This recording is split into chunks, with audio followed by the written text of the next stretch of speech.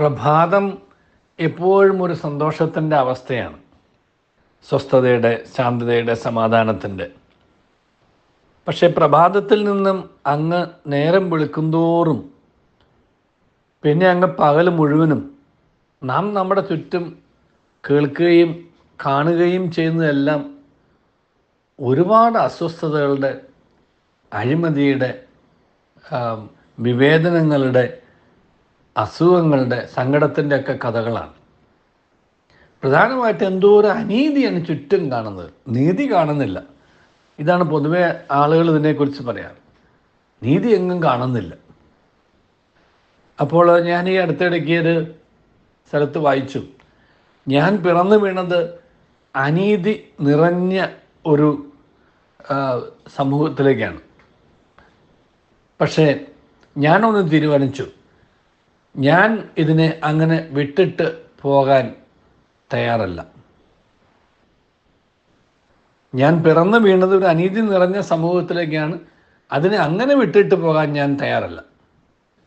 അതിൻ്റെ അർത്ഥം ഞാൻ കാണുന്ന അനീതിയെ, അഴിമതി, അക്രമം, അസ്വസ്ഥത, വിവേചനങ്ങൾ, അങ്ങനെയുള്ള ആ അവസ്ഥയെ ഞാൻ അഭിമുഖീകരിക്കും.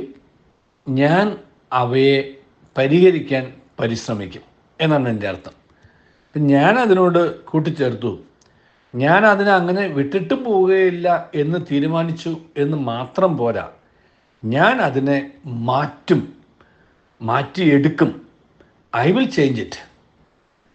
ഞാനത് മാറ്റാൻ ഡിറ്റർമിൻഡ് ആണെന്ന് മാത്രം പോരാ, ഞാൻ അതിനെ മാറ്റാൻ തീരുമാനിക്കുകയും ചെയ്തു എന്നുള്ളൊരു, അങ്ങനെ വിട്ടിട്ട് പോകാനായിട്ടുള്ള തീരുമാനമല്ല, അതിനെ മാറ്റാനുള്ള തീരുമാനമാണ് എൻ്റെ ഭാഗത്തുനിന്ന് ഉണ്ടാവേണ്ടത് എന്നുള്ളൊരു തിരിച്ചറിവാണ് നമുക്ക് വേണ്ടത്. ചെറുപ്പകാലത്ത് പാടിയ ഒരു മുദ്രാവാക്യം എൻ്റെ മനസ്സിൽ വന്നത്, മാറണം, മാറ്റണം, മാറ്റിമറിക്കണം, മാറിയില്ലെങ്കിലോ മാറ്റിയില്ലെങ്കിലോ മാറ്റണം നാം തന്നെ നമ്മുടെ ശക്തിയാൽ. ഒരുപാട് അർത്ഥങ്ങളുണ്ട് ആ മുദ്രാവാക്യത്തിൽ. മാറണം, ഇതെല്ലാം മാറണം, അതാവശ്യമാണ്. മാറ്റണം, അത് മാറ്റേണ്ടവർ മാറ്റണം.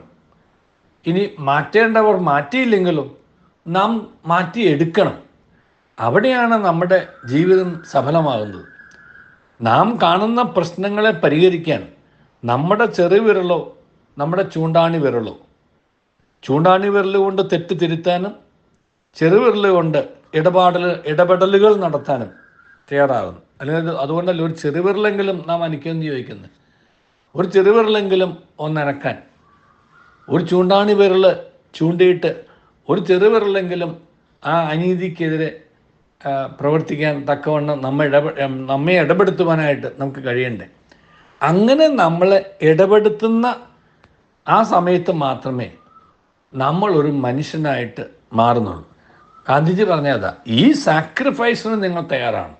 നിങ്ങൾ ഒരുപാട് അനീതിയെക്കുറിച്ച് കേൾക്കുന്നുണ്ട്, ഒരുപാട് അനീതി കാണുന്നുണ്ട്. അനീതി നിറഞ്ഞ സമൂഹത്തിലാണ് ജീവിക്കുന്നത് എന്ന് നിങ്ങൾ തിരിച്ചറിയുന്നുണ്ട്. But what are you doing? നീ എന്ത് ചെയ്യുന്നു? ഇതങ്ങനെ തന്നെ ഇട്ടിട്ട് പോകാനാണോ എൻ്റെ തീരുമാനം? ഇതിനകത്ത് എങ്ങനെയെങ്കിലും എൻ്റെ ദേഹത്ത് പോറലേൽപ്പിക്കാതെ എങ്ങനെയെങ്കിലും ഒന്ന് കഴിഞ്ഞുകൂടി പോകണം. അതാണോ മനുഷ്യത്വം? അതാണോ മഹാന്മാർ ചെയ്തിട്ടുള്ളത്?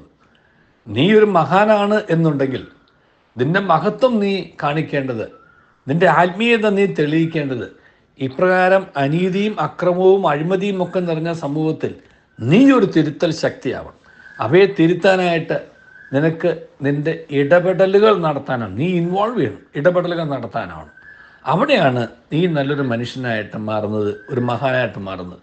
അങ്ങനെ നമ്മുടെ ചുറ്റുപാടുമുള്ള തെറ്റുകൾ, അഴിമതികൾ, അസ്വസ്ഥതകൾ, അക്രമങ്ങൾ, അനീതിയെ ചെറുക്കുവാനും മാത്രമല്ല തിരുത്തുവാനായിട്ടും നമുക്ക് നമ്മെ തന്നെ വിനിയോഗിക്കാം. അപ്പോൾ നമുക്ക് നമ്മുടെ മനസ്സിൻ്റെ ഉള്ളിൽ ഒരു സുഖമുണ്ടാകും, സന്തോഷമുണ്ടാകും. ഞാൻ എന്തോ സക്രിയമായി ചെയ്തു, ക്രിയാത്മകമായി ചെയ്തു, ഒരു ക്രിയേറ്റിവിറ്റി, എന്നിൽ ദൈവം നിക്ഷേപിച്ച ക്രിയേറ്റിവിറ്റി ഞാൻ വിനിയോഗിച്ചു വന്നു. അങ്ങനെ ഒരു നല്ല മനുഷ്യരായിട്ട് മാറാൻ ദൈവം നമ്മെ അനുഗ്രഹിക്കട്ടെ. നല്ലൊരു ദിവസം എല്ലാവർക്കും നേരുന്നു.